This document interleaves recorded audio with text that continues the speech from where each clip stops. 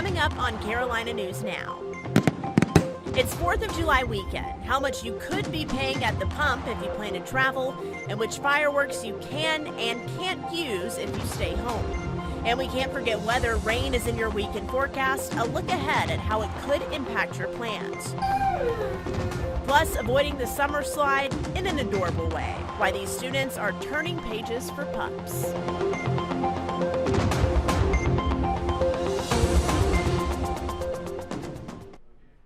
Hello and welcome to Carolina News Now. I'm Maddie Gardner. So glad that you are joining us here on streaming services and on Facebook. We are getting you caught up on the top stories from both North and South Carolina as you head into the weekend. It is a holiday weekend. 4th of July is on Monday, so perhaps many of you are traveling. You are among the 50 million Americans who AAA say will travel for the 4th of July weekend. It's actually a record-breaking number, which is odd considering the record-breaking gas prices we are all experiencing right now. 4% more people are going to travel in 2022 for the 4th of July than traveled in 2021. So if you are one of those hitting the roads, let us know where you're going. We would love to hear from you. Liliana Pearson was beside the interstate in South Carolina today, but she was talking with state troopers and others, getting advice on when you should hit the road for your holiday travel and also what you could be paying at the pump. Here's Liliana. The majority of those nearly 50 million travelers are going to be on the road, which means that busy interstates like 77 behind me are going to see near pre-pandemic holiday travel numbers. The 4th of July travel weekend is 5 days. It starts Thursday the 30th and extends to Tuesday the 5th. Travel experts say with congestion, you could spend twice as long on the road today. All those cars mean more opportunities for a crash to occur. Last year, South Carolina saw nearly 1,100 crashes over the 4th of July weekend. 15 of those, someone died. In North Carolina, there were 2,500 crashes and 22 people died. I spoke to the South Carolina State Patrol, who says you can make the road safer if you avoid the fatal 4. Speeding, the drinking and driving, the distraction, and the no seatbelts. If we can get people not to drink and drive, stay within the posted speed limit, don't drive distracted and keep that good safe following distance, and everybody buckle up, we could greatly reduce the number of crashes or collisions, and that's going to cut down on the number of loss of life and injuries. North and South Carolina Department of Transportation are doing their part to ease congestion. They're removing all lane closures for the holiday weekend. Yes, please stay safe out there as you travel for the weekend. Speaking of traveling and filling up your gas, North Carolina inspectors are looking into a gas station after we received complaints from a woman who said her car was damaged by bad gas. It turns out she was not alone. Lowell Rose is getting answers. Very frustrating, yes. Aggravating. It's been costly, not expecting that major car bill. People getting gas at the College Mark last weekend when Gate never thought filling up would cause so many issues. I was going home, I got to a Pilgrim's Pride, and my car cut off. The same issue happened to at least 2 more customers. Just a typical fill up, car was running fine, went over to the grocery store, picked up a few things, started having injector issues I learned later. James Crowder tells me his daughter reached out to him about her car having an issue. When she told me that, in my mind, she got hold of water. They water in that gas. I reached out to the state to see if there were any issues, and none had been reported. So the state sent out an inspector to the gas station within the hours. I need somebody to help me do something. Gas too high to be had water in it. A mechanic for Jennifer Lokey confirmed the gas was contaminated, costing her nearly $1,300 in repairs. The receipt shows the replacement for the fuel injectors and her tank being removed to be cleaned. I would just love for the repair bill and even maybe the tank of gas to just all be compensated. I talked to the owner of the College Mark who shut off regular gas because of 3 complaints. He reported the issue to the gas distribution company, which he said is responsible for any issues, so now they're investigating. Reimburse her for the money she spent out and the inconvenience. I just need my car fixed. That's about it. I just hope they do the right thing.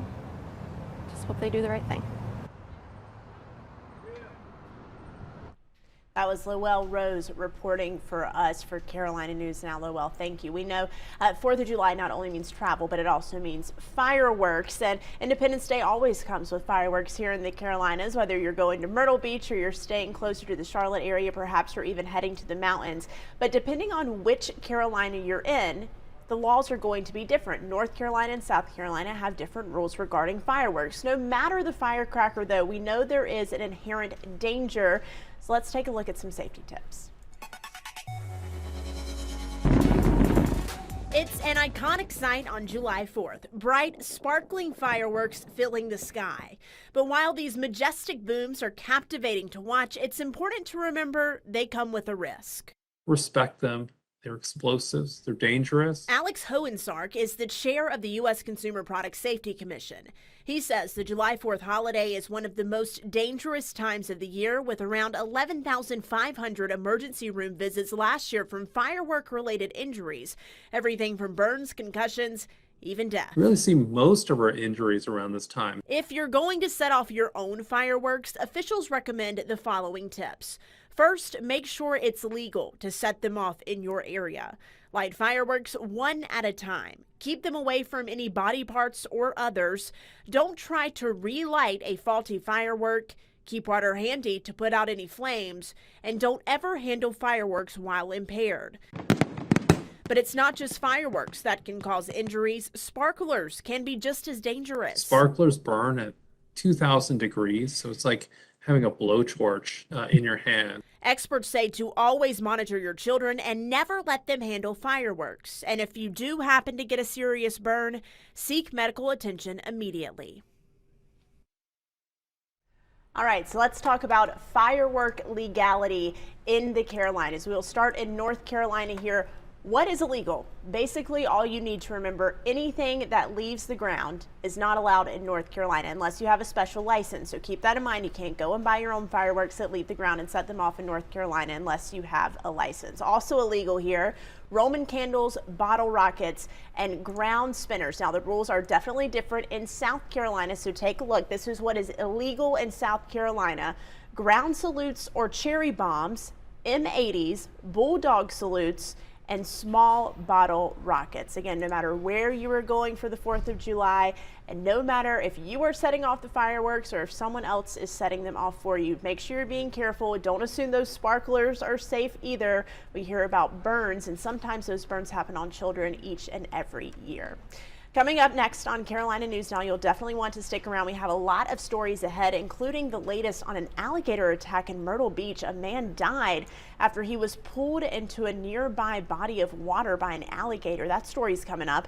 Plus, short-term rentals. There's a debate going on near Charleston in South Carolina about how many short-term rentals should be allowed in this coastal town. It could affect your next vacation. And turning pages for pups. It is an adorable story out of eastern North Carolina about kids who are reading to shelter dogs. You definitely have to see that one. And meteorologist Rachel Coulter is going to join us for a check of the 4th of July forecast. No matter where you live, she has you covered in the Carolinas. Carolina News Now is coming back in 45 seconds.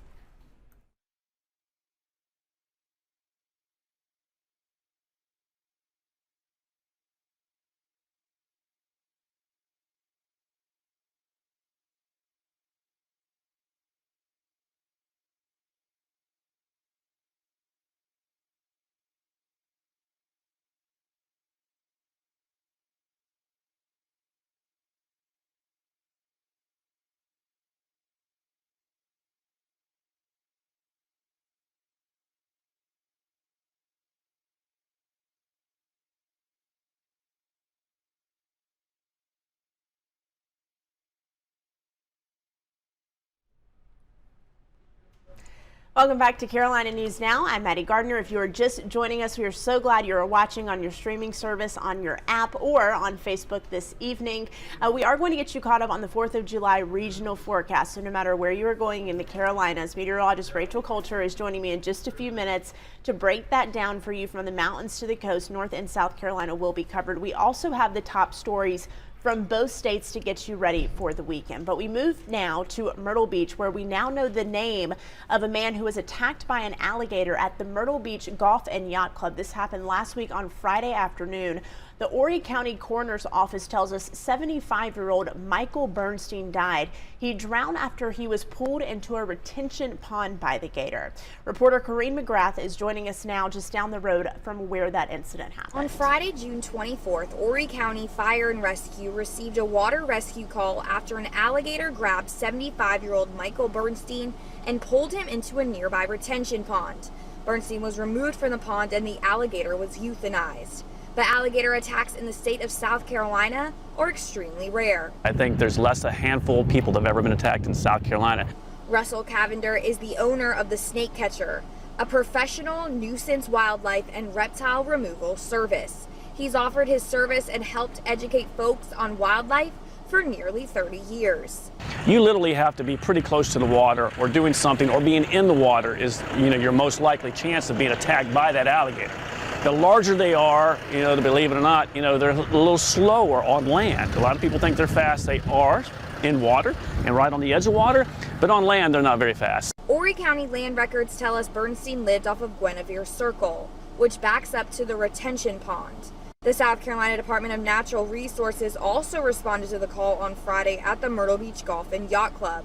DNR offers a number of tips on how to reduce your chances of an alligator attack even further, which include leaving alligators alone if you ever come across one, avoid swimming in areas known to harbor alligators, keep your pets out of the water, and never feed them. And a fed alligator is not only a dead alligator, but that alligator becomes complacent with people and think people are a source of food. So I don't know if this alligator was fed or not, but obviously he wasn't afraid of people, and 99.99% of the time alligators are terrified of people. Now, some good reminders there. Remember, very rare for those alligator attacks to happen in the Carolinas, but some tips there on what to do if you are around one. We're going to stay in South Carolina, but move toward the Charleston area. There is a debate going on in a coastal city about whether to cap the number of short-term rentals that they allow there. So, of course, it impacts the people who are living there, but it could also impact your next vacation. This is the Folly Beach area. Ray Arena was inside of the meeting and has the decision from the council. Only thing this ordinance doesn't have, Aaron, is a camera in my bedroom. It has a lot that I don't like. But again, government has overstepped their bounds. Folly Beach property owners making their voices heard during a special called meeting to discuss implementing a cap on short-term rentals.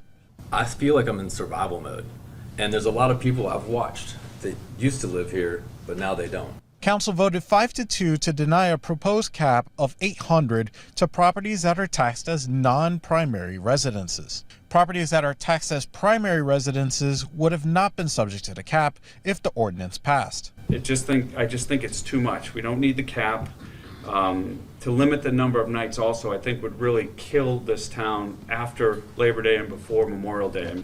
A separate ordinance would have mandated that short-term rentals in single-family homes would have to rent for no shorter than a week. Council later amended this to say that all short-term rentals on the island must rent for at least 2 straight nights. However, some homeowners say they were in favor of the cap, stating the proposed cap of $800 equaled a third of the available properties on the island. We'll set a limit for investment STRs, and it will establish for the first time a clear and fixed ratio between resident housing and investment STRs, and I consider that pretty important.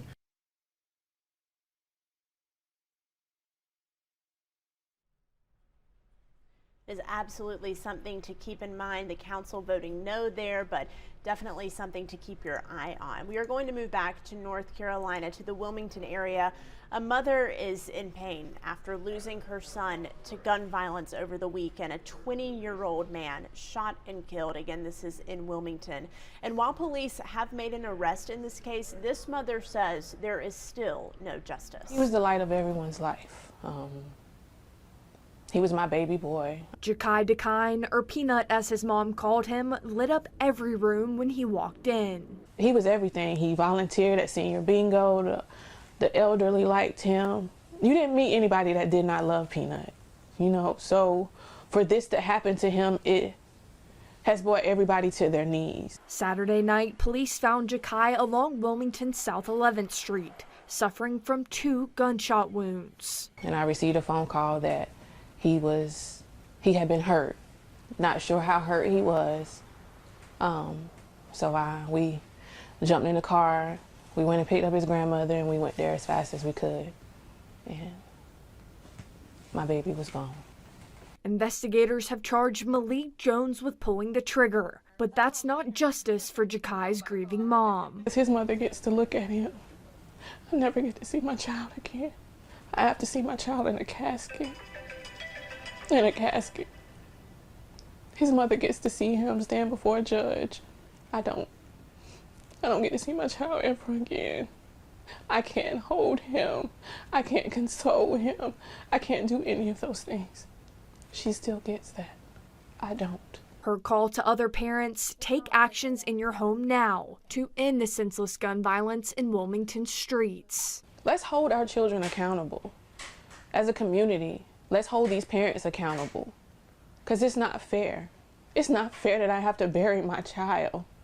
A plea for change, so no other parent has to suffer her heartache and loss. He doesn't get to walk through that door on Sunday morning and say, "What's for dinner?" He's not going to call me and say, "What did you cook?" Like, I don't get that. That's been taken away from me because of someone's actions. And meteorologist Rachel Coulter is joining us now. Rachel, many people have plans for the July 4th holiday. Some of us lucky enough to live at the beach, others traveling there, so we're anxious to hear this forecast. Yeah, that's right. We do have some shower and storm chances to talk about, really, no matter where you live across the Carolinas, if you have some travel plans. So I want to go ahead, let you know what the temperatures are going to look like, and then we'll get into those rain chances. So if you're going to be headed up towards the mountains, we're going to be looking at the upper 70s. Saturday, Sunday, low 80s in Boone on Monday afternoon.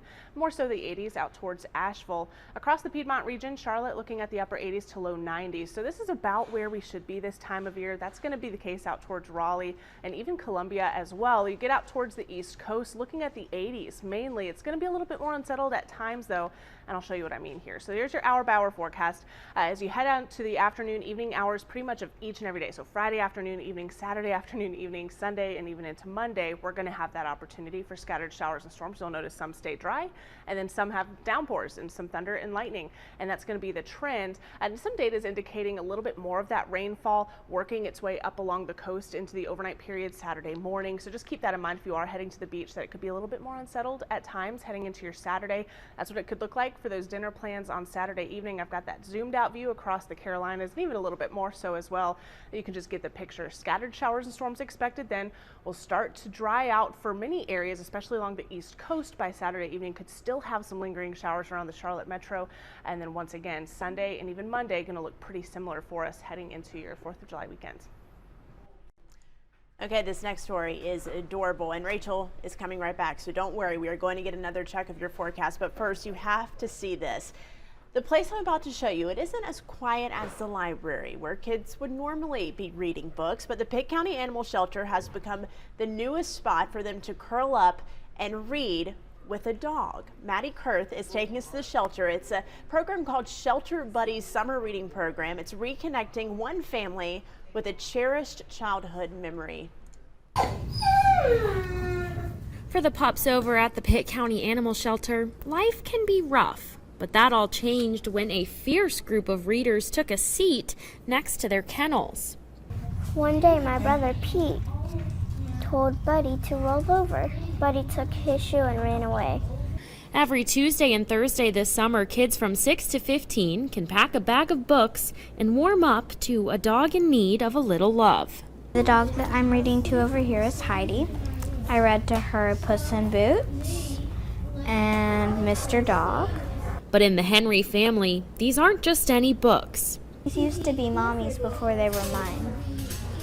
Puss in Boots is falling apart, which is why we need to put the spine back together. These books survived the hardest moment of Mommy's life. About half of the collection that I have in my 3rd grade classroom and that Amelie has in her library came from books that I had as a child. When the flood came from Hurricane Floyd, we lost almost everything. Mom said, "Wait, let's check up here." And we went into the crawl space. and the books were fine. They were the only thing that were safe from my childhood. While they may be a little worn, their stories are stronger in the hands of Amelie. It makes those books all the more special for them to have survived through some of the most traumatic things that we as adults have gone through. As far as the books Amelie sees herself reading to the dogs throughout the summer, Mostly books about cats. reporting for Carolina News Now, I'm Maddie Kurth. And once again, joined by meteorologist Rachel Coulter, giving us a final check of the weekend weather forecast. It's a big one. Independence Day. A lot of people have plans. Lots of outdoor plans, I'm sure. There's going to be many of us traveling. We've got fireworks, I'm sure, going on Monday. So lots to plan for. Let's get to the forecast. So here's a zoomed out view. This is just across the region, and this really tells the picture. So we've got a cold front that's going to be hanging out just off to our north, and this is going to be the focal point for a lot of the showers and storms that we see here in the weekend. What this means for us, it's going to be hot, it's going to be humid, pretty typical for this time of year. It's summertime here in the Carolinas, but we're also going to have that daily chance for scattered showers and storms, especially in the afternoon and evening hours, with high temperatures across the Carolinas in those 80s and low 90s for the most part. And I'll break this down in a little bit more detail, zoom in a little closer to the Carolinas here so you can see as we head through your Friday afternoon and evening, there's those scattered showers and storms. Some of us staying dry, whereas others could see some downpours and some thunder and lightning.